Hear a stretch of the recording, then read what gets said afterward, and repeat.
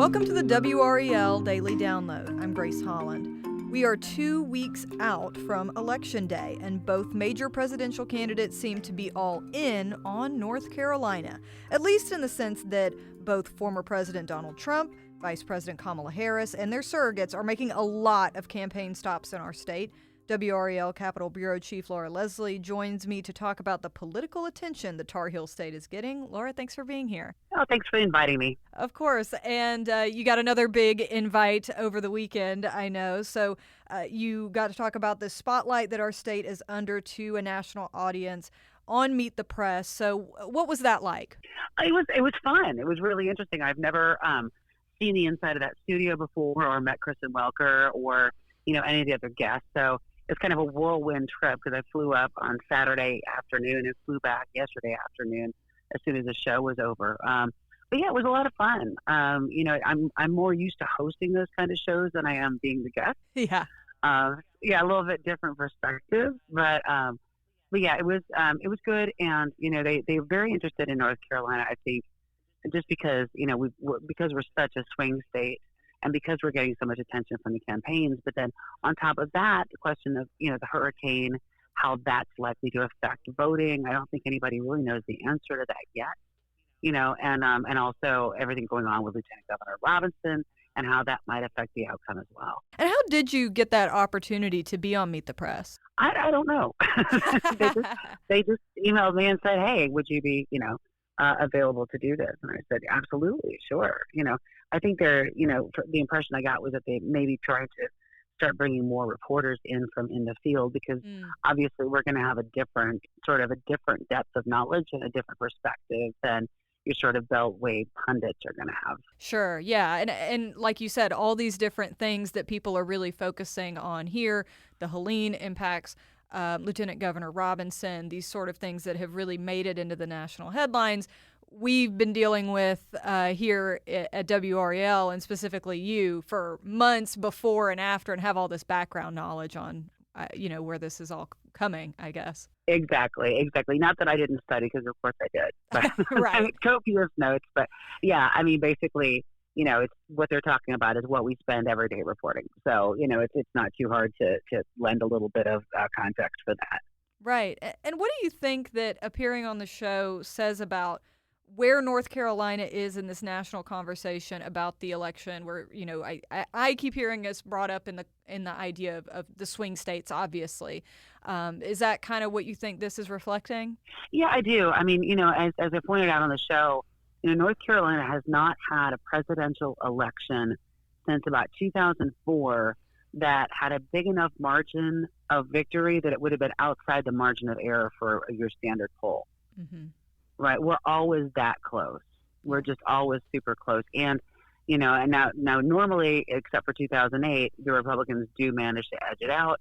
But there's obviously a lot of interest, especially with all the growth that the state has seen. We've seen a lot of influx of folks from other areas of the country.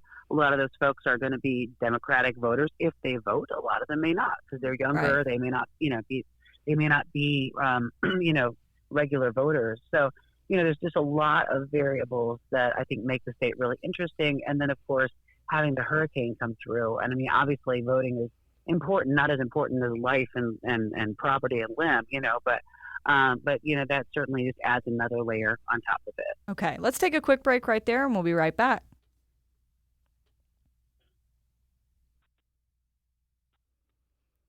Laura, let's talk about the visits that we've been seeing lately.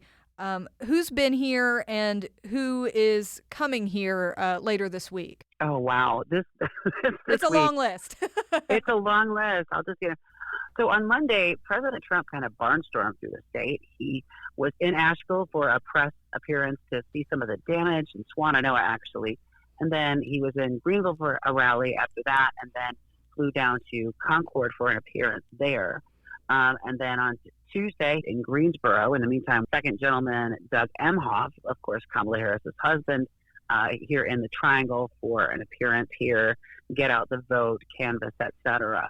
We were expecting on Friday the rumor that we've heard is that former President Barack Obama will be in Charlotte to rally voters there to kind of get folks to turn out. And I suspect it's going to be pretty much like this for the rest of the time before the election. We'll have visits from campaign surrogates as well as from the primary candidates themselves. And is there a difference in the messages or the audiences that Harris and Trump are trying to reach over the next few weeks? Well, yeah. I mean, a lot of the early part of every campaign is really persuading voters that you're a good choice, right? But at this point in the game, you better be done persuading, right? Mm-hmm. At this point in the game, the real trick is to get your voters, your base, out. So the closing messages you're going to hear are going to be very different because they're aimed at very, very different, slices, let's say, of the electorate. So, for Democrats, for example, their turnout was a little low to start out with. So, I think they're really emphasizing trying to motivate folks to get out and use that early voting. The Republicans have been also pushing early voting, which is a departure from what they've been doing for the last 8 years or so when they've been kind of casting doubt on early voting. This year, they changed that strategy and started messaging to folks to use their early voting and get your votes in the bank. Bank your vote is what they're calling it. And that's been very productive so far. But, there's still, Republicans traditionally have been more reliant on those election day voters. So there's still a big job to be done in terms of making sure that those Republicans who don't want to use early voting are going to show up on election day when it really counts. So I think, those are, we're going to hear kind of the same things we've been hearing on the campaign trail, more of them and louder. Okay. And, you mentioned the difference between early voting and election day voting. North Carolina has already passed the 1 million votes cast milestone since early voting began last week. We passed that over the weekend. What have we heard from voters about the issues bringing them out? Because that's a really big milestone to pass this early on. It is a big milestone to pass. And I think the first thing I want to mention is that even though we had really high turnout over the weekend, it kind of didn't slow down. Mm-hmm. We've seen high turnout during the weekdays as well, which is really fascinating because normally things are really busy for those first couple of days, and then they tend to kind of die down after that as folks are, going to work and whatnot. We have seen long lines pretty much everywhere.